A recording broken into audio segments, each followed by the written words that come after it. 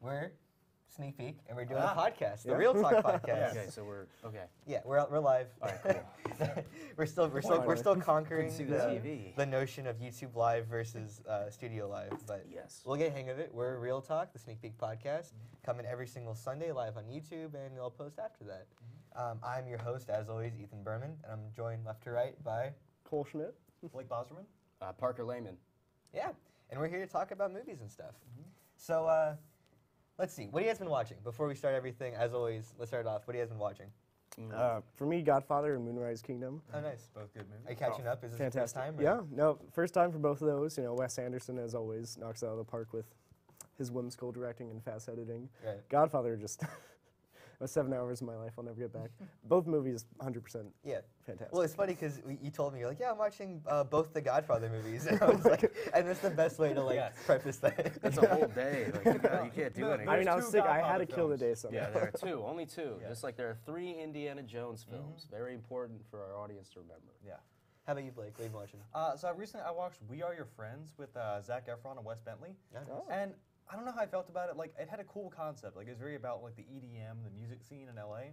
But then it kind of shunted that to be more about, like, a relationship drama. So I think the trailers, they lead you to think it's going to be a lot about the music, and it really isn't. So I enjoyed the movie. I enjoyed, like, the scene it created. It had, like I said, it had Zac Efron, who I really like, Wes Bentley, Emily Ratajkowski, the girl that was in the Blurred Lines video. Yeah. The model? Yes. I also like her. Yeah. So, funny note, she was in iCarly for one episode. Really? What? Yes. She was Gibby's girlfriend. Anyway, that's beside the point. Isn't she in Gone? Oh Girl, my too? God, she was she's in Gibby's a lot of girlfriend, stuff. wasn't she? But yeah, She's anyway, a- so I give the movie probably like 6 or 7 out of 10. If they'd done more with the music, I would have liked it more. Nice. Oh Well, what would you give Godfather? yeah, why don't you rate it? You know, Lord, out of whatever. Do you think it still holds up despite the fact oh it's yeah, from the God, 70s? you know, I'll give it 9 cross dissolves out of 10. There we go. All right. Okay, mine's kind of a weird recommendation, but I saw this recently and I just thought it had to be shared. And I know I'm late to the party on this. Nathan For You, Oh, the yeah. Comedy Central show. Haven't seen it. Anybody? Amazing. Okay. Well, there's this one episode called Smokers Allowed, where he goes to a bar and he tells them, hey, you know, according to the law in the state of California, you can only smoke indoors if it's part of a theatrical production. So I'm going to put 2 leather seats in the corner of your bar. But I'm not going to say any more than that because it goes into some incredible territory. But it's a very interesting commentary on art and just fucking with people in crazy ways. The Pet Cemetery episode where he advertises in the Pet Cemetery, I think, is hands down one of the funniest things I've ever seen. Oh yeah, the best awkward office type humor imaginable because he's just really that awkward. That show's actually underrated. Like, people who caught it, but yeah. Yeah. Yeah, I just watched a movie with Cole, actually, called Bomb City. It's at AFS right now, Linklater's Theater. It has Linklater's daughter, Lorelai, in it. And it's based on a true story, which is some of my favorite movies, or like these biopic kind of things. And the entire premise is these punks, essentially in town, they feel miscontent, whatever, and they get in beef with the local, like, rich kid, jock. High school frat boys, Yeah, frat boy, jock kind of guys, who are, like, their parents are really wealthy, really important members of town. It's on a spoiler because it's based on a real story. Yeah, no. One of the punks gets killed, basically, by one of the jocks, and the court lets him off scot-free. Nothing happens, and everyone in the court basically decides because he wears punk attire, he's asking for a dangerous lifestyle, thus he's allowed to get murdered. Kid didn't serve any time, didn't get fined, didn't whatever, murdered somebody and gets off like scot-free, and this is in the 90s too. Yeah. So it's just a miserable tale of despair. It's also it's like the opposite it's a very- of The Outsiders. No, exactly, and The way it's amazing because the movie's hilarious because you're supposed to have empathy for these kids. we were laughing but- more than we should have, But there's a 10-minute sequence where he's skateboarding, and it's to show like the ire of being an outcast in society. So people are like shouting at him and Throw throwing bottles. stuff at him. But it's the funniest scene God. because he's horrible. You can tell this actor's like never skateboarded in his life. Yeah, and he's supposed to be a high schooler, but he's a grown man. He's skateboarding down the street with his Liberty spikes, and his little just throws him at him, and he keeps falling off the skateboard. But This it's is a, very 90s. It's a very dramatic one take. Yeah. But he just can't do a kickflip for the life of him. No. It's amazing. So I highly recommend if somehow, like, when it goes wide release or whatever, Yeah, no. you can see if it. you have free time, it's a fun watch. I mean, we can talk about the sound design. You know, and it has this Dunkirk-esque sound design, which is amazing. It tells you exactly what you're supposed to feel. Stuka bombers coming in. Yeah, Yeah, basically. what's it called? Huge Bomb? What's the But name? Bomb Bomb City. City. 'cause Oh, okay, It's yeah. about Best movie. Amarillo, Texas. Huge Bomb. Now, so on a scale of We Are Your Friends to The Godfather, where do you think it would rank? Oh man, it's the Godfather of unintentionally funny movies. Yeah. Like for me, this was like Room level of people trying so hard to act of like. No, we do want to specify it's The Room, not Room. Oh yeah, you're right. Two Yeah, very different films. I laughed at What's Room. it was Brie Larson level. No, I Yeah. take it back. All right. So great recommendations, guys. Yes. I'm glad there's actually variety here. Yeah. Quick question, actually. Yeah. Do you think there's an issue with the fact that it feels like every EDM movie has EDM music video style editing? Yeah. EDM movie. How many EDM movies have you watched? What the hell is The this? Is a thing? Netflix has like 7 movies about Ooh, I need like to go watch random B-list Nickelodeon stars like trying to go to an EDM concert. Jeanette some kind McCurdy. of- Yeah, you know what I'm talking about? Like, So random, it just pounds you over and over with Yeah. like emotion or something. yeah, and it's like blue heavy gaffing and. Well, no, it made me think man. though. Like in the movie, there's a scene. There's like a big party that like a big DJ is having, Yeah. and he has like a random guy DJing for him. Well, in real life, the DJ is a lesso. Like it's actually like one. But Okay. I thought like in real life, if you're like a top DJ Yeah. and you have a party. Are you running the boards yourself, or do you have like a worse DJ doing it for you? I was like, Yeah. I don't want Yeah, to hear yeah. this crap. 'Cause I feel DJ's like- also in charge of the coke at those things. Oh, Yes, yeah. yeah. So- The but no- Coca-Cola. But like, do you mean like Neon Demon with Elle Fanning like going into the? I don't Yeah, think well- is that an EDM theme movie? It's I don't a think neon it is. theme. It's a Everything Nicholas. that- yeah, It's a lot of neon. Let's say that. That's Wyndon Refn's handiwork. Yeah. Yeah. Oh, okay. I need to see that. I've heard Fantastic lots of director. good things. Neon Demon's really good if you've seen Drive. Oh yeah, I like It makes that. Drive look mainstream. Exactly. Yeah. I swear, yeah. All right, Drive move- is like the introductory course to Okay. Let's move into the news. So starting off with box office news, which is always fun. Oh, yeah. Our entire future capability is making living off of this. So this weekend's box office, all Black Panther. New entry in the MCU came in first with $192 million in a 3-day weekend. Is that domestic? Yeah, defying all expectations. Wow. This is the largest opening weekend for a movie in February, beating the previous record holder, Deadpool, Go which see was it. It's great. Go see it. It's really good. Peter Rabbit stayed in the second place at $17 million. Oh, he fought hard, that Peter. He fought hard. Did they apologize yet for the allergy? The allergy thing? No, Have they actually apologized for the apologized, movie yet? Jesus Christ. No, if you want to talk about apologies, talk about the next one. Yeah, right. 50 Shades Freed, however, dropped to third place with only $16 million on its second weekend, just getting beat by Peter Rabbit there. Jumanji: Welcome to the Jungle holds fourth spot, making another $7.9 Still million. making money. Good for that When movie. did that come out? Christmas? Yeah. Like, Yeah. Jesus. Good for that movie. And rounding up the top 5's Clint Eastwood's 1517 to Paris, 7.7 million, which actually makes it break even on. Yeah, no. for Oh, Had a that cheap movie. production yeah. budget, you know. Yeah. Good for They had- Clint, you know? they had Yeah. the Not like real guys who catastrophic did it. failure would really affect him. He's It's- close to death anyway. I'm pretty sure at this point it's like 10th of an American Sniper Yeah. opening weekend. So Okay. 10th American alright. propaganda. yeah, So like, what you're saying is they picked the right February Yes. to release Yeah, the movie. yeah, no. 100%. 'Cause This There is the was- definition of dumping ground February. Yeah. So it's nice that they can place their little jewel Marvel. I don't know. can. I mean, I was gonna say yeah, you got black. I thought you meant to pick the right month for 1517 to Paris. I was like, Oh. okay, if you say Well, so. as you know, February is. It's a very is- calculated. as you know, February do is Black January. History Month. So I think that's like that had something. You No, know, it was 100% yeah, intentional. because that's Yeah. incredible marketing. Again, really. I keep thinking that you're talking about 1517 to Paris. No, I'm talking about Black Panther. I understand that now. Clint Eastwood doesn't care about black people. Whoa. I feel like watch, it's Whoa. watch that. Hot takes, Watch that. No, I was just Incorrect. quoting Kanye West, but like reattributing. You remember Kanye West said that about George I don't Bush? remember Yeah. Kanye West. Whatever. Okay. All right, on to the real news. It was an Okay. old. Has damn. Kanye even been in the news in the I think- past do you 2 mean years? Yeezus by chance? When Yes, is I even know that Yeezus, relevant? of course. All right.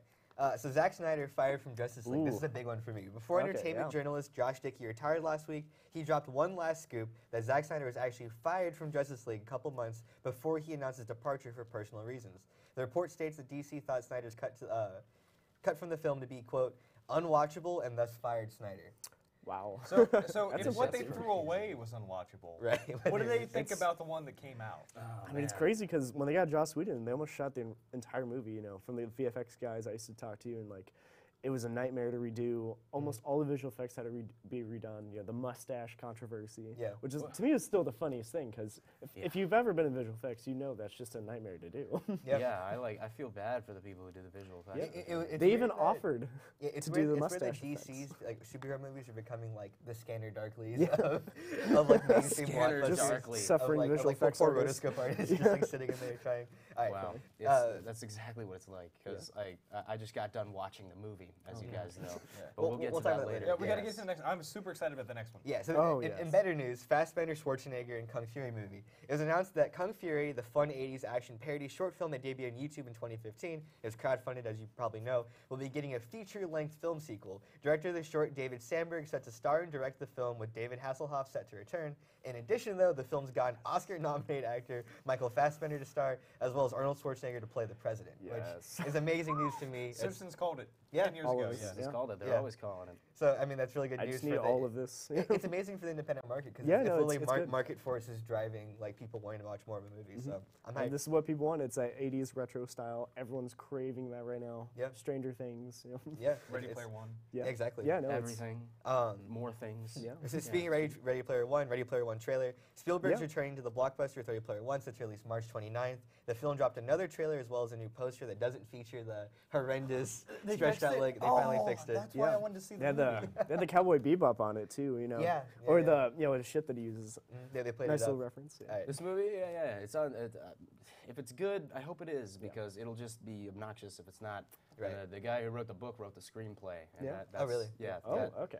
Fantastic Beasts had that too. So. Well, All right, Incredibles 2 trailer. Pixar's back with the sequel. It only took 14 years to make. Yeah. Incredibles 2, and last week they released the first trailer. The trailer showcases Elastigirl fighting crime while Mr. Incredible must stay home and take care of the kids, including Jack as he discovers his powers. The film hits theaters June 15th. Oh no. You guys excited? Yes.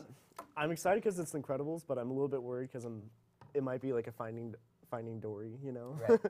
where Yeah. the plot just kind of loses from like where the heart of where Incredibles yeah. was, where it's a family like action adventure, I versus agree. him just being a standalone. I agree, and I wish Finding Dory didn't exist because Yeah. like every other I didn't Pixar like- sequel yeah. is like worth existing, Yeah. like Toy Story and everything. They need to bring So- back Frozone. yeah. What about Cars 2? That's They I just love Cars 2. What? Cars 2 took a really mediocre movie and just went 100% with it. You And know, I love that big I mean, if oils. you go- Big oils, the enemy. I love that. If you it's go like in a for the James Bond ironic movie. mood, it's I great. can't It's do it's Cars 2. amazing. Here's It's the thing, amazing. though, about Incredibles 2. It's Brad Bird, and I really trust him. Yeah. You know, he played his industry monkey role making Tomorrowland. I think this is Mission their Impossible. constellation. Yeah, well, and Mission Impossible to an What's wrong with extent. Tomorrowland? He did good with Really. it. Yeah, he did a great job.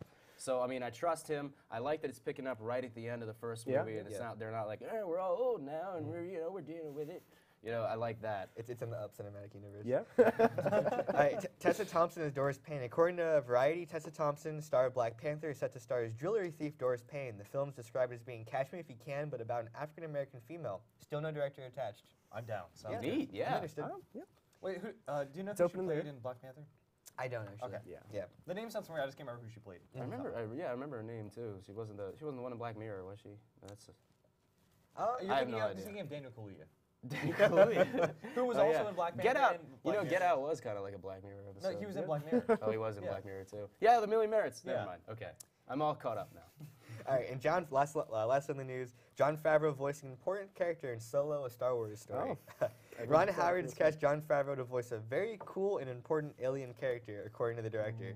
Although it seems a little late in the game with the movie coming out May Yeah. 25th, it appears as though a good amount of work is still being done in the film. I'm hoping for Watto. Yeah, I know. There's If I'm gonna be honest, I There's think already- he's playing Jabba the Hutt. Right. There's already too much to talk about this film and like all the Yeah. controversies, how they fired the two directors. Disney can't seem to keep a director for Star Wars. No. And it's scary. Either their direction's too far off from like what they want to do, and It's still weird to me that everyone's still like out of everything. Like people Yeah. started on Marvel movies, people started on DC. Yeah. But Star Wars people were like, I trust Kathleen Kennedy. She knows exactly what she's doing. The producing staff on that has a roadmap, and I'm like, they fired so many people, and the fact that between 7, because what everyone promised us about with how boring 7 was, Yeah.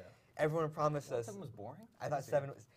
Everyone, even No, the, it's- even the ardent fans of 7 agree So- that it's a We don't remake have of 4. time for Oh, old yeah, Star totally. Wars Yeah, hot but takes. that's what I'm saying. So everyone went, oh yeah, 7 to 8 though. Trust me, they're gonna do a whole new direction. And then to 8, J. Abrams was like, yeah, he just threw everything I did out, blah blah blah. So it's like there was no roadmap. It Yeah. was just I'm gonna write something, you write something, and with 9, they have to pick up the pieces of that and they have to decide if we're gonna go back to Yeah. Casino Planet or not, Yeah. and whatever. And it's funny because their excuse for it was, don't worry guys, it's like Marvel, it's planned out 20 years in advance, and it's like actually JK, we're gonna fire directors like 3 months before it's gonna come out. Yeah, and Kevin- you know. Kevin Feige, Kathleen Kennedy is not. Yeah, Yeah, clearly. exactly. Question I have about that, like, I know it's coming out in May, which I feel like is a Yeah. fast turnaround for Star Wars movies. Yeah, crazy Yeah. turnaround.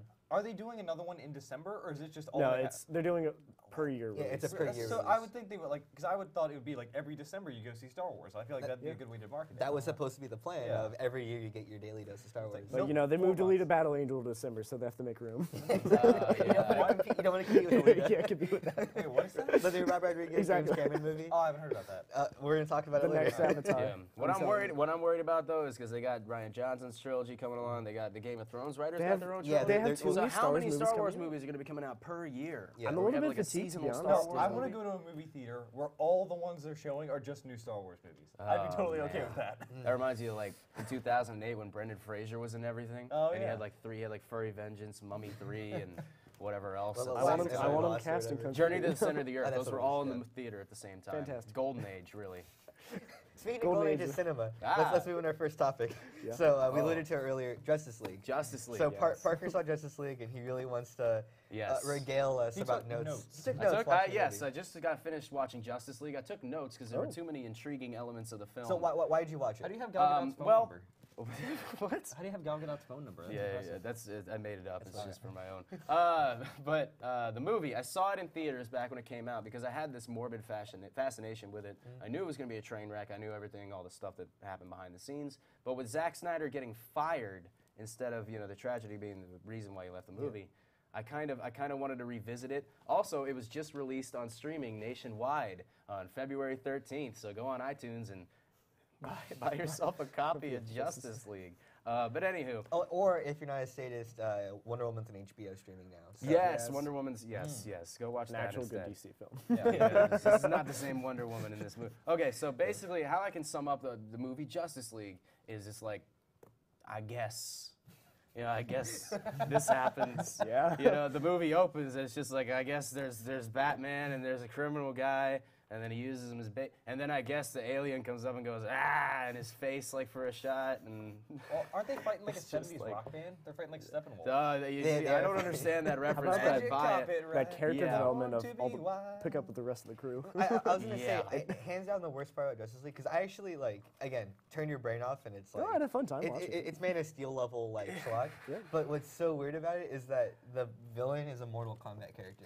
Oh my entire- God! entirely. I want to talk Get about over Steppenwolf right now because the shit that he's saying in the movie is like terrifying. It's scary shit, but he looks like a mighty bean in a helmet. Yeah. and his lips are going like he looks like a Wallace and Gromit character really. And he's just saying because I think if they thought. If we make him too scary, Right. we will give children nightmares. Yeah, Because well, I have here some of his quotes from the opening scene. BVS, Batman vs Superman, Yeah. actually had that where people were actually complaining that People are fucking terrified. Yeah, About the Doomsday? Yeah, well, the monster, the whole dream sequence he has. Oh, about yeah. those things that come down and pick him up. And mean, everything, yeah. that kids It are kind actually, of startled terrified people. of. Yeah, because Batman's slaughtering people. With guns, It was I the never most saw like. BVS. So here's some of the Definitely. stuff that Steppenwolf that they had to pad. They had to make this child friendly. Okay. So she gets the box and runs away. He's like, "Yes, run! You will love me. You all will love me." And he's just like Wallace and Gromit. So is saying it this. Daniel Plainview? He's Was that- fucking, he's I thought that basically was Harvey Daniel Weinstein. Plainview. And the next thing that I noticed is there's a clearly Joss Whedon scene with Lois Lane and Superman's mom. Yeah. And you can tell it's Joss Whedon because they only speak in quips. Right. Every time it's Joss Whedon, they're just like, yeah, make a joke about my emotions, like shit like that. So, Amy Adams, the first time I saw her in the theater, I was like, I can't get what she's trying to, but watching it up closer, she's very embarrassed to be in this movie. I'm convinced that she's laughing at the lines that she's saying. She's Right. like, They had to take off her mustache. they had to take off her mustache. And digitally altered. For Arrival. She grew one for Arrival. But she's sitting there and she's like, I love the puzzle of the story. The machinations.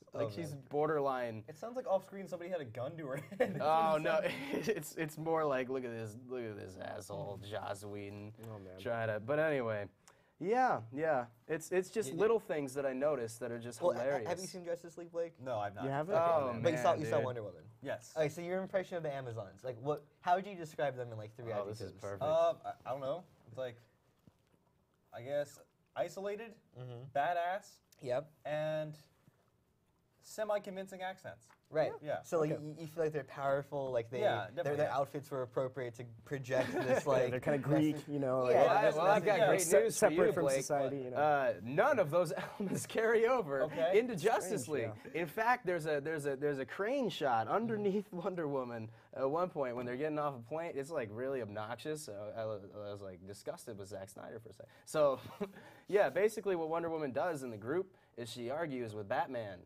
That's like all she does in the movie, really. Yeah, her entire role is mediator. Like, at one point she's like, hey, don't bring Superman back to life. And he's like, I want to bring Superman back to life. Spoiler alert. And she, who cares, man? And then she's like, why? Because of your guilt? And like she throws him that cheap emotional jab. And but then the scene moves on and they bring Superman back. They don't even like acknowledge it. It's really weird because a lot of people's like greatest hope for Justice League was like, hey, Wonder Woman's amazing. Wonder Woman's gonna Gal Gadot's gonna carry it, but it's like no, it's not safe from the fact that like Zack Snyder is now to write for women. Like, Also, one thing that I like. Oh, good. I have words about the writer. Chris Terrio is the guy who wrote you may remember him writing Argo and that one Best Picture. So Ben Affleck's like, you're going to write these $200 million movies for me, and as long as you make me look good, I don't really care what else happens. Yeah. So, then there are a couple moments in like BVS in this movie where I'm like, okay, Terrio, ooh, kill him, you know? And not Taron Killam, he's somebody else. No. His name's Chris Terrio, and there's that vine. Anyway, so, yeah, the writing is, for Justice League, it's either quick exposition or quips. Yeah. It's like, again, because there's so much drama surrounding blockbuster films nowadays. Yeah. I'm doing this thing, like, I watched Fast and the Furious, and I'm like, okay, where's Paul Walker CG? Where's he really? I'm watching Star Wars. I'm like, is Leia alive or is she dead? Like, Wonder Woman was in that too. She was in Fast and Furious too. Oh yeah, she is. It all connects. Show me Grand Moff Tarkin. Come on. It was so funny watching Justice League. So I'm like, what part of this is Joss Whedon? What part of this is Zack Snyder? And immediately within the first 10 seconds, I'm like, oh, we're in Metropolis now, and everyone's not talking at each other. Yeah. They're all talking around each other. Like, I need a new story stat. No, Superman's like, no one's speaking to each other. And I'm like, oh no, this is Joss Whedon. Exactly. It's super easy to tell. I get an idea then. Yeah, what? I know how to fix the DC universe. How? We're just going to drop everybody else and just make more Wonder Woman movies. Yeah, there you go. Yeah, I would watch those all day long. Everything else needs a reboot at this point. There's not... Well, because the thing that impressed me about... Oh. What was that? The thing that impressed me about Wonder That Woman... was scary. Who was that lady? Oh, I don't know. It was the Phantom. We're haunted. Oh, wow. Yeah. But, do we need to move on, do you think? Wait, was that a signal for break? I think it was, yes. Okay, well, if we're going to break, we're going to run a quick interview while we give ourselves a little break. And yeah, we'll be right back here in the studio with more stuff to talk about. Awesome. See you soon. What's up, sneak peekers? We're here at South by Southwest 2017 on the red carpet of The Big Sick. It'll hit theaters this summer, June 23rd. Check it out. What was the impetus for you guys finally going on this journey and writing this screenplay together? I was like, at some point, I would love to tell the story. Emily wasn't as sure in the beginning. It took a little bit longer for Emily to want to do it. I needed time. It's been 10 years since the events. So now it's been 10 years. So we wanted enough time to go by that we had some perspective on it, but not so much time that you couldn't like feel those feelings still.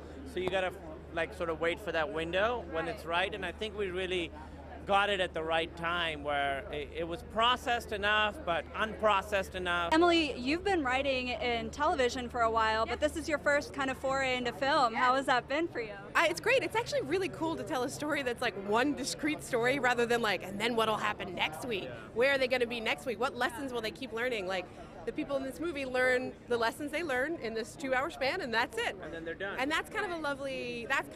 Did you always see yourself as playing the lead role, and did that impact your writing?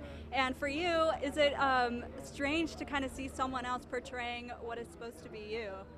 Yeah, I mean, I always wanted to play myself. I don't think you made this without you. Yeah, I wanted to like write it, and I was always like, I would love to be this. Yeah.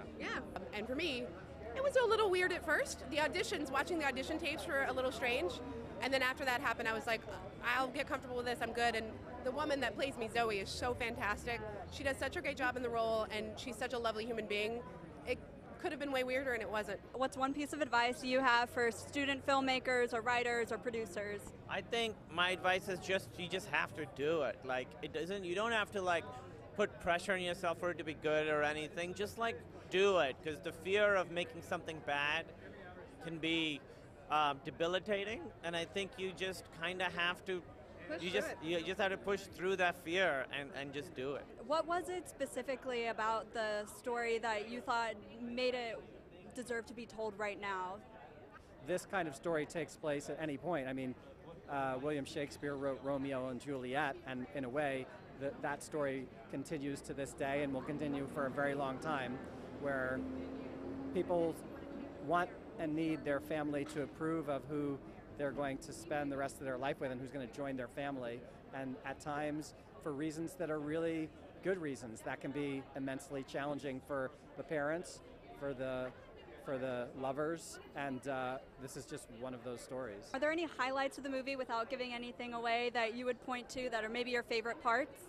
One is, you can't believe that this guy, Kumail from Silicon Valley, gives this performance in this movie. It's such like a ward level performance. It's kind of like, whoa, I didn't see that coming. Number two is the birth of a female movie star, Zoe Kazan, because we've seen her as like an indie darling and a supporting actress, and she just emerges as a star in this movie in a way that I think people will be surprised by. Three, I think that most people will agree after seeing the film, this is the greatest Ray Romano performance of all time, and I think that's exciting because everybody loves Ray Romano. And then fourth, and certainly not least, like I haven't seen Holly Hunter be this good in a long time, and I think that it's because the roles aren't good enough for her. She's a tremendously funny, powerful, deep actress, and I think it's hard to come up with scripts like Broadcast News that really can speak to everything she has to offer, and I'm very proud that I think we came up with one, and she gets to lay it all out there, and it's fun to watch.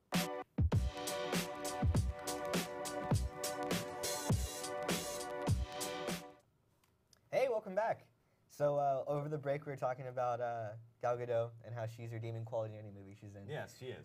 I said, instead of Justice League, I'm just going to watch Wonder Woman again. That's my plan. Yeah, I think I should do that too. So as we said earlier, just Wonder Woman is on HBO streaming, so it actually ties in well with our next topic. Streaming content, we actually talked about it last week, kind of how like there's a lot of like bot content still in this middle ground, but I think it was unfair because we're in the cinematic realm. In the television realm, there's a lot of good stuff out there on streaming, and it's actually dominating. Yes, actually. Right. So I want to take this topic to highlight stuff that we've been watching on whether it's Amazon Prime, Netflix, Hulu, whatever that we think is worth talking about. So anyone want to take it away? Yeah, I'll start with mine. Netflix has been really pushing Altered Carbon. You know, it's a really expensive show when you watch it from just a visual effects standpoint. You know, it's starting as a new like hyper cyberpunk Blade Runner, and it's got this whole theme of like immortality because they like implant this thing where even if you die, as long as this like microchip in your neck lives, you can just throw it in a new body, live again.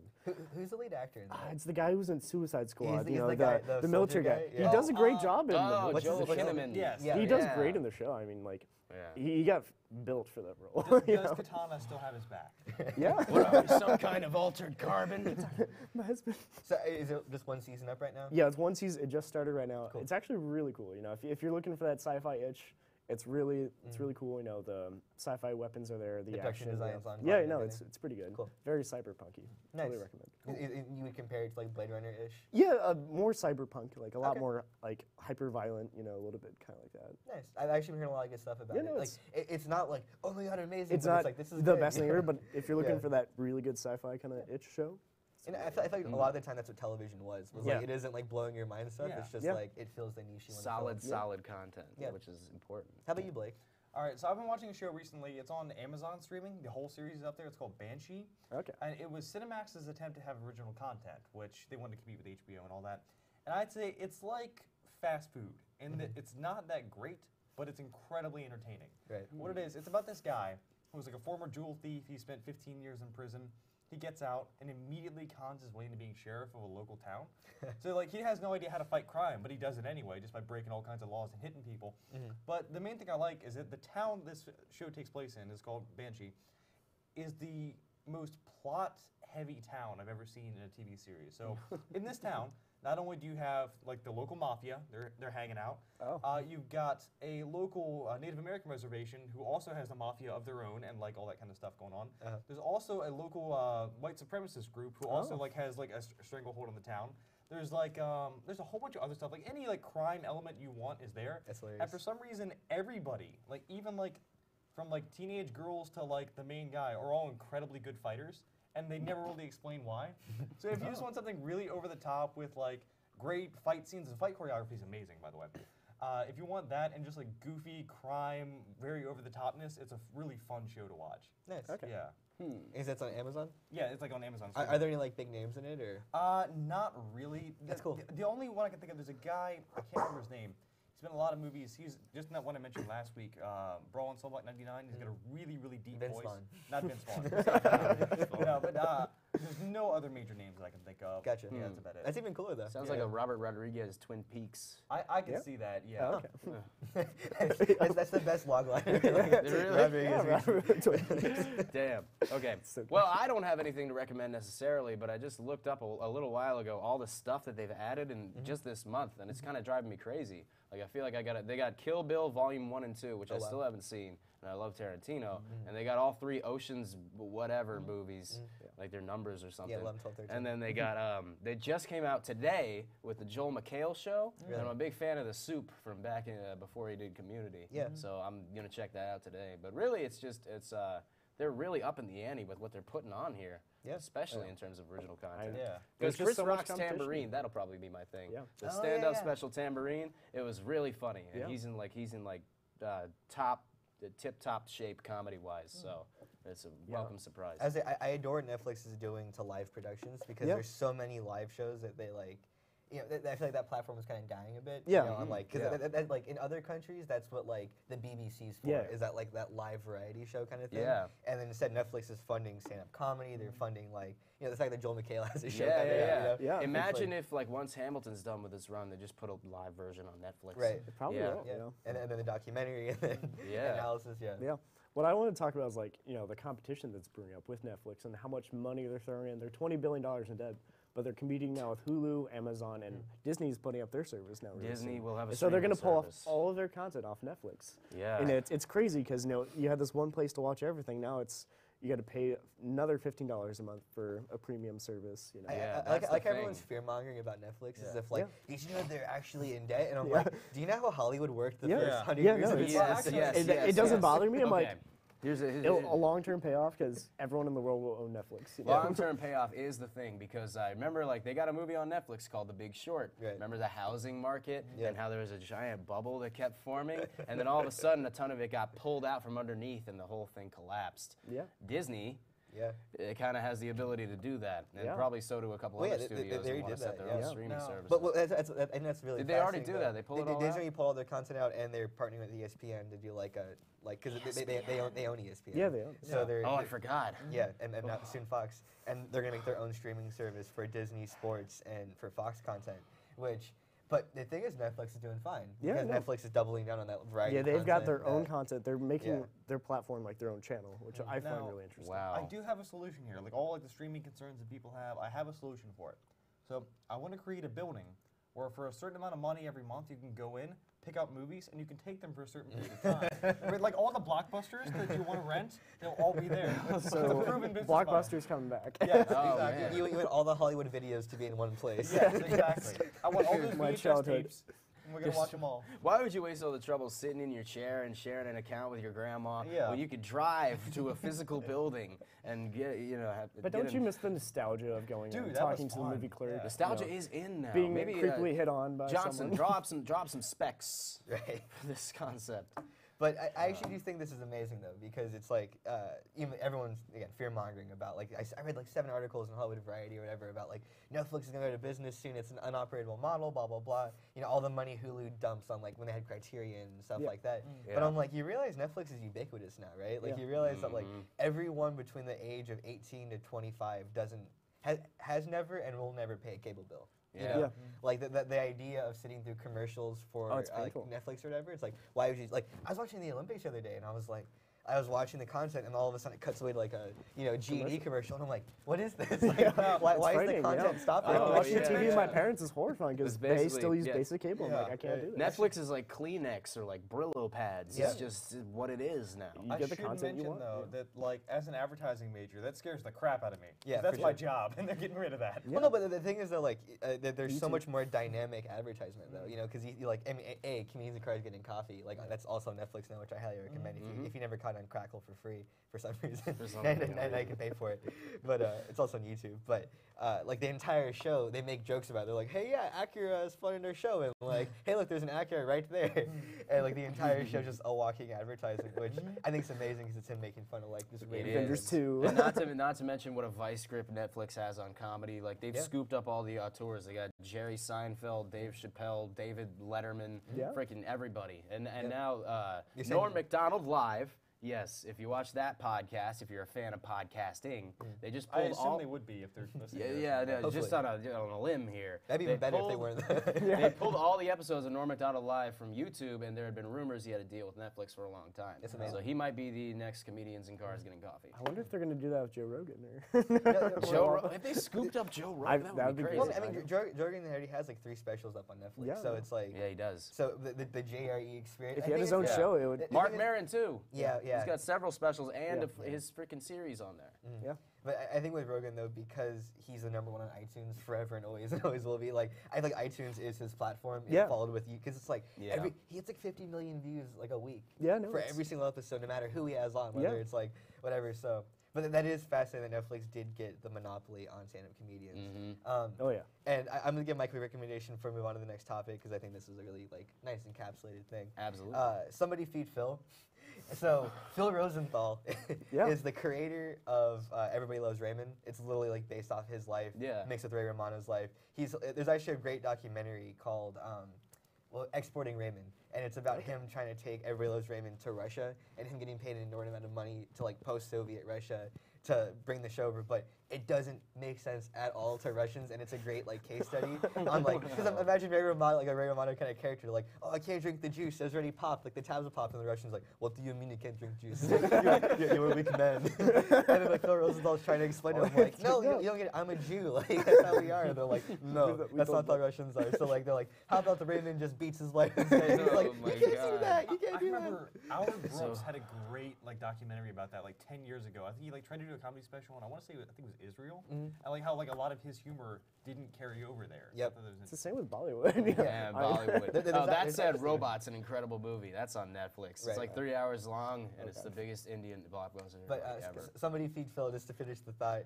is amazing because it's a travel food show. Like it's like him going to all these different countries, but because he's like this very wealthy executive producer that's like low key, he like has access to all these like top-notch kind of restaurants and all this great insight. But he's like salt of the earth. Like if you watch Everybody Loves Raymond, he literally is like Ray Romano's character of just like goofy, like fun-loving guy, and like I adore that travel comedy, like that that PBS style like travel food show. But it's like actually funny because he's just whatever, and like every episode ends with him Skyping his parents, which are like it's just great. Like it's wholesome, fun comedy, whatever. But it also gives you good insight into like visiting stuff, and I think it's crazy that Netflix manages to fill that niche as well as everything else. Yeah, hey, they're feeding them. They know how to feed to the masses. They're feeding them.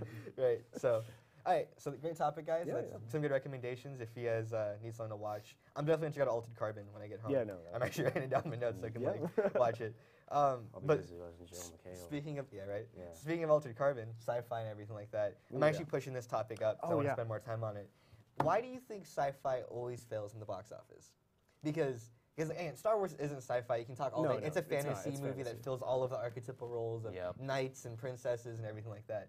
But like, I watched Blade Runner again for like the 3rd time this weekend. Perfect. And, like, it's such a good movie, and I remember people going, "Is it gonna break even? Is it gonna break even?" You know? It was such a big gamble for like prestige piece basically for that studio.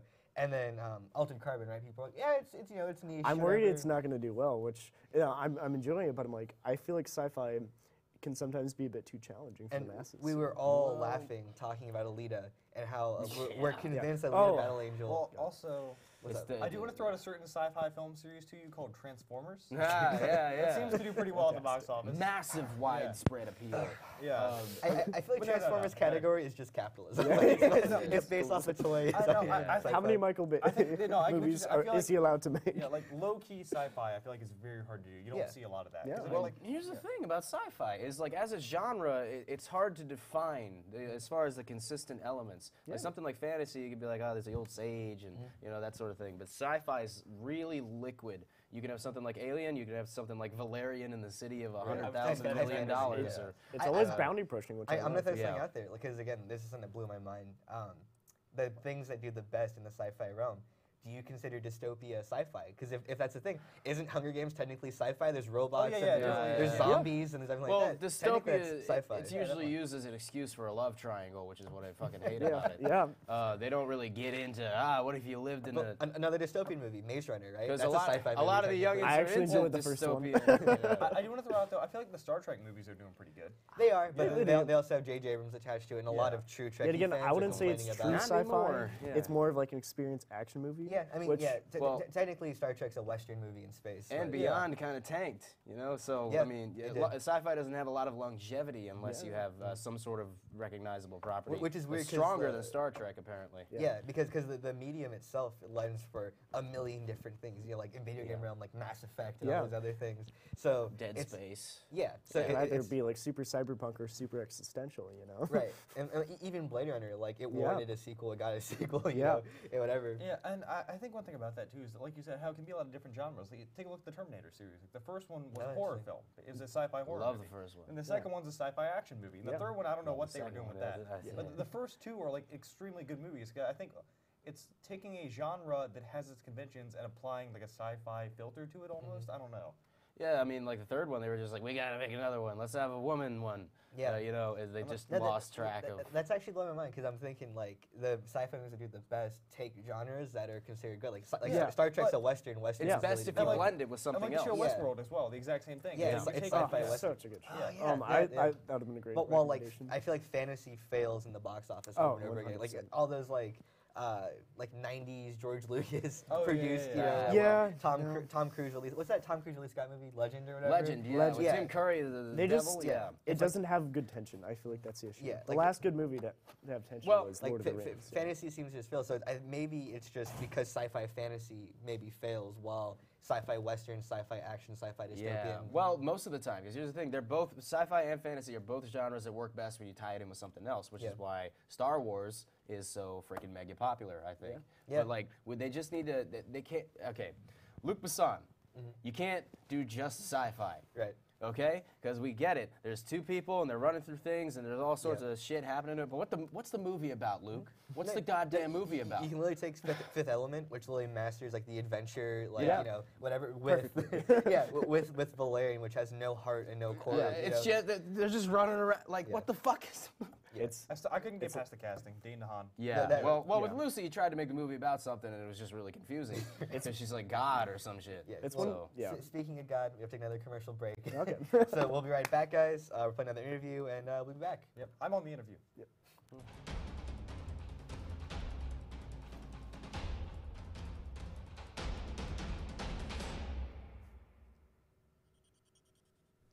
Love is in the air here on the UT campus with Valentine's Day fast approaching, so I went out and asked some of the students here what celebrities they want to have as their Valentine. Alright, I'm here with Logan. Now, Logan, there's a lot of super attractive celebrities out there. Which one would you want to most be your Valentine? Tommy Wiseau. Go on. Hey, the best choice there is. Now, what would you and Tommy Wiseau do on your Valentine's Day date? We do a lot of things. We play football on Mars. You throw it this way. That'd be the big one. Football on Mars. All right, I'm here with Tony. Tony, there are a lot of great celebrities out there, and which one would you want to be your Valentine? I'd have to say Michelle Obama. Hey, great choice. Now, if Michelle Obama was your Valentine, where would you take her on a Valentine's Day date? Back to the White House. Hey, there we go. Michelle Obama 2020. Alrighty, Liz, there's a lot of great celebrities out there, and what celebrity would you want to be your Valentine? Thor, specifically Thor. Okay, so Chris Hemsworth as Thor, or do you mean the actual God of Thunder? Cool. So what would you want to do with Thor for Valentine's Day? What would your Valentine's Day date be? I'd have him at my house to play a board game called Blood Rage, and we would each have our own Viking clan, and he would probably beat me because he's Thor and he's super powerful. But it would still be a fun experience. Hey, it definitely does. Well, thank you. We appreciate it. Yeah. Alrighty, I'm here with a beer. A beer, what celebrity would you want to be your Valentine? Rihanna. Hey, Rihanna, great choice. Now, what would you and Rihanna's Valentine's Day date be? I think we just shut up and drive, honestly. Now shut up and drive. I like it. I like it. Very good. Would you be under your umbrella? Of course. All right, good. I'm glad to hear it. All right, I'm here with Jason. Jason, what celebrity would you want to be your Valentine? Margot Robbie, 100%. Hey, Margot Robbie is a great choice. For me, it's either Margot Robbie or Saoirse Ronan, so I agree. Now, what would you do for your Valentine's Day date with her? We would, well, she'd take me out to a fancy restaurant. She's got the cash, of course. True. Yeah. And, I'd be a real gentleman, you know, pull out a chair.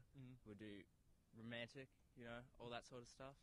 Yeah. Now, there is one thing to keep in mind, that when you're out with Margot Robbie, you got to be sure not to mention Suicide Squad, because nobody wants to hear about that, right? Yeah, no, that was quite disappointing, wasn't it? All right, Amanda, now, what celebrity would you want to have as your Valentine? Probably Martin Luther King Jr. Well, I mean, that'd be a little bit difficult, but let's say that you were to go on a date with Martin Luther King Jr. for Valentine's Day. What would that date be? Oh gosh, I would probably want to go to a museum with him, and then I want him to explain to me like why this person is valuable to society, why this person is so incredibly and just so gifted. So I would appreciate learning about life and being positive with him on this special day. Well, hey, I have a dream that one day that works out for you. I appreciate it. Yeah, sure thing. Thanks. Well, there you have it, everybody. All the different answers that we got shows that there's someone out there for everyone. I'm Blake Bosmerman with Sneak Peek, and this has been your Man on the Street.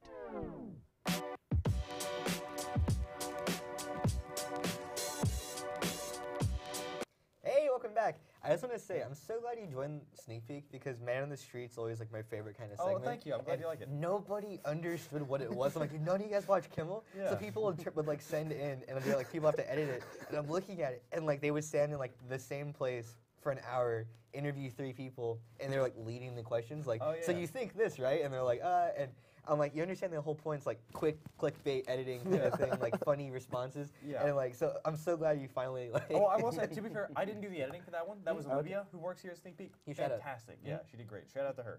No, for sure. But on the producing end of it, on that, what I read, I'm just like, I'm so happy finally. Like, there's so much, because, yeah. Anyway. I've got Man on the Street and game shows. That's all I do. Yeah, and it's everyone has their niche, and it's freaking awesome. All right. So topic D, let's go into it. I pushed this to later because I needed time to think, I guess. Yeah. On what directors, because we talked about all this original content, Yes. all this stuff. What director do you think gets underrated right now in Hollywood? What director do you think needs to get spotlighted? Or who do you think just needs to get more work, right? Because you always hear about, like, Jon Favreau literally gets handed every single thing ever, right? He does. And it's like, he's good, but we've had it's it. fatiguing, you know? you know? Yeah, It's we've had it. Show me something. Tell me something I don't know. So like, and like, before the show started, we were joking about Drive and Neon Demon.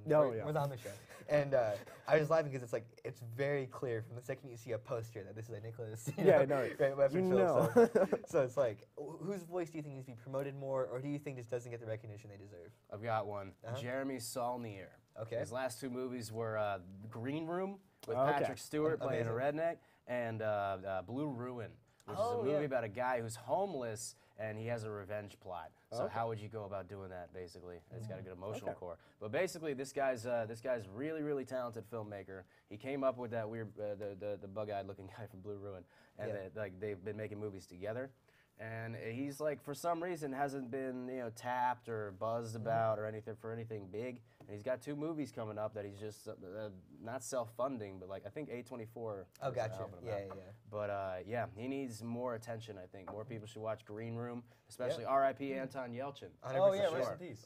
Thoroughbreds is coming out with him. And then I have another guy. His name's Shane Carruth, which people may remember. Shane Black. Shane Black, not Shane Black. Totally underrated. Shane Black had his chance. No, I'm kidding. I love the nice guy, the whatever. And Mr. Nice Guys. Yeah. But Mr. Nice Guys, that's a web series. So good. But okay. Shane Carruth, he made Primer. which Oh, people yeah. have heard about Primer, Yeah. and this movie Upstream Color, which I enjoyed immensely when it came out. And he's got this passion project, right? Because I think it's called a topiary. Yeah. And he just can't film it because he doesn't have the money. And he started a Kickstarter and everything. The script is online, you know, that sort of thing. But he just can't get that goddamn movie. That's upsetting because Primer's like a perfect movie. I just got to watch it, and like I've watched 20 videos explaining the timeline of it. It's so unique and heady, and it challenges you, and nobody wants to produce that. So hashtag feed Shane Carruth. Forget about Raymond. Watch Primer. All right, I know everybody loves Raymond, but we need to feed Shane Carruth. No, 100%. That's actually a good one because all those names you just said, I'm like, who? And I'm like, oh yeah, I love all of those movies. Exactly. I love all that. We need to give them attention. Also, Green Room's literally the antithesis to Bomb City in terms of fun content. Because like Green Room, I'm watching like this is so perfect. This is such a good like watching the behind the scenes for that. Patrick Stewart was like, yeah, I got this script in my castle, and I was reading it, and it made me kind of chilly. I was nervous. I told my butler to lock the doors, and I'm like, if the script can do that to me, I'll star in that movie. Yeah, man. He literally plays a skinhead. Yeah, he does. I will say, Oh, it frightened me so. fun note about that in terms of like getting your butler locked or whatever. Have you ever heard about how Michael Caine picks a movie? No. No. So like he'll take a script, right? He'll look at the first page, he'll look at the last page, and if his character is on both pages, he'll be in the movie. That's amazing. Yeah. That sounds like the Dark Knight Rises. Yeah. That's the entire purpose of that last sequence. Yeah. Master Wayne. What grandfather role can I throw you in? No one. All right, what do we? What do we got? Yeah, what do you got, Blake? I've got one. So I'm going to be fighting an uphill battle here. We were talking about this earlier. Wanted to speak for a little man named Robert Zombie, or Rob Zombie, as most Not people uphill for know. me, my man. All right, Yes, thank you. I you appreciate it. understand. All right, so like great musician. First Yeah, off, I'm not really into sure. that genre of music, but he's talented at what he does. But the thing I like about him, all of his movies are very distinct. Like you can't watch one of his movies and not recognize that it's a Rob Zombie movie. Yeah. Like his soundtracks are great. He includes lots of like 70s rock and metal, and he actually used Wolfman Jack at one point, which I thought was cool. But they're just like they're cheesy, like out there fun. He's got Sid Haig and pretty much everything that I really like. The only one that didn't really hit for me, I didn't like Halloween 2 that he made in like 2009. You're right. Wasn't a big fan, but other than that, like House of a Thousand Corpses, fun movie. Devil's Rejects, uncomfortable but fun movie. And his new one, 31, I thought was not bad. Like it was something that like if you took the Hunger Games and made it like actually like if you Rob Zombified the Hunger Games, that's exactly what you get. And I thought it was fun. I enjoyed it. And Yeah. What about the Lords of Salem? Oh, I like that movie. Did you see the Lords of Salem? Remember that little tumor-looking guy? Yeah. Yeah. It's so weird. I remember I included them on a list for an article I wrote about the worst neighbors to have. Just like that apartment nearby. Oh, so the little testicle man. Yeah, exactly. Yeah. Oh, right. Oh man. What I agree with that hands down is that like I always adore when someone's niche is allowed to exist and thrive and everything like that, and he thrives. And like I actually have a friend, Crystal. Shout out to her. She works on a bunch of music shows here. And every time I walk in on her in class and like she has her laptop open, she's listening on Spotify like Rob Zombie and a bunch of like that kind of stuff. Wow. And I'm like, and you wouldn't connect the two kind of thing, but I'm like, good for her, you know what I mean? And I'm like, I love that people like that still exist because I was really worried that's like our parents' generation like likes Rob Zombie. No, there's a real music guy. One thing I like too is that like he's not afraid to use like older actors. Like he brought Sid Haig back after like him not acting for like 20 or 30 years. He's a great actor. So I like where he used like him. He used like Tony Todd, Ken Faree. Like he used a lot of cool older horror actors and just brings them back. Nice. Like as somebody who grew up watching like horror from like the 60s and 70s, it's cool to see them back doing stuff now. So. You grew up with the 60s? Yeah, I did. Yeah. Like, well, the thing was, my brother was like 10 years older than me, so I didn't watch like cartoons or anything. I watched like bad Steven Seagal and bad horror movies, all that kind of stuff growing up. It's the best. That's the perfect Thank childhood. you, Lee. I appreciate it. AMC. Perfect childhood, basically. Okay. All right. Oh, for mine, honestly, it'd have to be Wes Anderson. You know. Like I need you to clarify. I'm gonna fight in this. Clarify why things are underrated because like I just feel like he doesn't get like that mainstream attention. I know he's like the king of indie, but I think that's why I'm upset. Like his movies are so endearing, they're so whimsical and like witty, and he uses Bill Murray, Edward Norton, you know, such great actors, and they don't get as much recognition. But what makes you think that? What do you think regulates him to the indie realm and like award territory instead of mainstream appeal? I think it's filmy. It's not as like easily digestible as like The Thirds. You know, it's everything he does is like trying to push like centerline focus. Trying to do fast editing, fast takes. Because I think the general public doesn't have a huge tolerance for whimsy. I think that might be the problem. It's supposed to keep you going rather than just like laziness. The most they can tolerate is like Jack Sparrow, and then anything else is just CGI Jack Sparrow anyway. Yes, of course. Yes. Well, so you were gonna say Edgar Wright. And then Oh, yeah. I feel like they fall in similar territory, yeah. except Edgar Wright gets the commercial work. Yeah, he gets While- more commercial work. Yeah, well, Wes Anderson just has his niche of Bill Murray and yeah. I like Edward the first Norton. two things I thought of were Edgar Wright and Rob Zombie. I Those know. are two very different people. Those are good, though. I think they both have good comedic timing. Yeah, they should collaborate together. I'd watch that. Just Rob Zombies is often unintentional. Yeah, true. And I feel like you and me are the only ones who've seen Grand Budapest. I don't know. Yeah. I remember when you pushed me trying to to see find it. You're it. like, it's the best movie ever. I'm like, Yeah. this is the best movie ever. I love Grand Budapest. It's awesome. It's such an underrated film. You know? The Darjeeling Unlimited though, I think is like one of his most underrated. Like out of his movies, I need to sit down and watch underrated 'cause all of them. The because- set design for that, like 90% like on a train and everything. It's perfect. Set Plus design, the that's not soundtrack bad. by David Bowie. Yep. Yeah. Rest in peace. Well, also, there are these little known guys called the Coen brothers. I would check them out too. If Oh, y'all wow. haven't yet. They make some pretty good little Well, pictures. from them, They watch, made The Matrix, right? And then they made Speed Those Racer. Wachowski sisters. Oh, right. Of Oh yeah, course, the of course. sisters. Are, yeah. Is that Yes. or are they still in The siblings? Wachowskis, I think it's how The you Wachowskis. No, they both okay, transitioned. Yeah, I'm saying, but because there was the siblings for a while, and they now have sisters. Well, I just want to recommend. Stop talking about the Wachowskis. I know. I just want to recommend really quick Eli Roth. Eli Roth. Oh, yeah. yeah. Did you Hands see down. Green Inferno? Yes, of course Oh, I see it. yeah. Of course I see Green Inferno. Okay. I don't know if that's a good example, but No, but it's what I love about him. It's because I adore the fact that he's so confident in his ability, and he's like, he said, "Have you seen the trailer for Death Wish? It's so good. It's Oh, is that literally, him? it's yes, Oh, God, it's yes. literally a grindhouse movie. And he's like, coming this weekend, Eli Roth, Bruce Willis. He's like a 12-year-old. He's self-titled himself, horror mastermind, Eli Roth. That shit. I'm like, I love him, and he acts. He's in Inglourious yeah, Bastards. I just love to picture him being a director like that, just walking around with a baseball bat. And he's like whacking people who don't do what he wants. Well, Eli Roth is like, because if you watch a lot of like Werner Herzog behind the scenes stuff, he's like, if you have a shot list, you're a wimp. You know, like you're not a real filmmaker. Like he's all about like whatever. I feel like Eli Roth encapsulates that. Like Eli Roth's that 12-year-old kid who got a camera and still makes stuff, which I adore. Yeah. I like the fact that like Quentin Tarantino and Robert Rodriguez are like older guys now, and Eli Roth's kind of like their like child. Like, Well, he's what, like child. 50? Like, yeah, he's he pretty still old is, too, but yeah. like, he's still in that like he's still coming. You know. I while, think like, Werner Tarantino's- Herzog comparison is excellent because he's kind of like a trashy Werner Herzog. It's I love him exactly, but like Werner Herzog was trash when Werner Herzog came out. He needs to Yeah, find so- his Klaus Kinski. That's what he needs to find. So really quick, since we need to wrap, just recommendation for the week. What do you got? Oh man. No explanation. All right. Mine's Bomb You go City. first. Please watch Bomb it. City, yeah. It's- That one's- I need to know if everyone else finds it as funny as I did. Yeah, the Nathan For You episode, Smokers Allowed, also Clint Eastwood's film Invictus. I thought it was a wonderful film. And you know, Looking at that. it proved, yeah. It convinced me Clint Eastwood's a great guy. All right, but the chair was okay. Him talking to the chair. Yeah. Yes. Okay. Anyway, for me, I'd probably have to go. Like I said, Banshee is good. I also I'm gonna this week watch The Searchers with John Ford and John Wayne, and I've heard it's really good. So y'all Yep. check it out and come back and watch Yep. it with me. Yeah, It'll be for good me, to go. Ultra Carbon and Children of Men. You know, Oh, no one's yeah. seen the movie. Biggest flop, you know, for sci-fi. Yeah. Fantastic. Clive Go Owen, watch it. Go watch it. Yeah. All right. Well, thanks for tuning in. As always, we'll be back next week, next Sunday, live streaming on YouTube, and you can catch it whenever. Be sure to share this with all your friends, family, folks who are interested in film. Be sure to tune in for the episode this Thursday, Sneak Peek Live, 9:30. WatchTSCD.com. The clips will be up on YouTube after that. A lot of great content, a lot of cool people doing cool shows. We just had a writers meeting for it. Don't know Yeah. what's on, but we'll watch it. Yeah. And yeah, be sure to follow us also at Sneak Peek TV on Twitter, Instagram, Facebook, so that way you can see when we're going live for the podcast, or you can see all of our cool pictures, interviews, stuff like that. That's enough plugging for today. Yeah, that's good. Good podcast, guys. Thanks for joining Awesome. us as always, and we'll be back next week. Was there always nothing in here? No, I was drinking water. Oh, okay. Sure, clackety. There's nothing in here.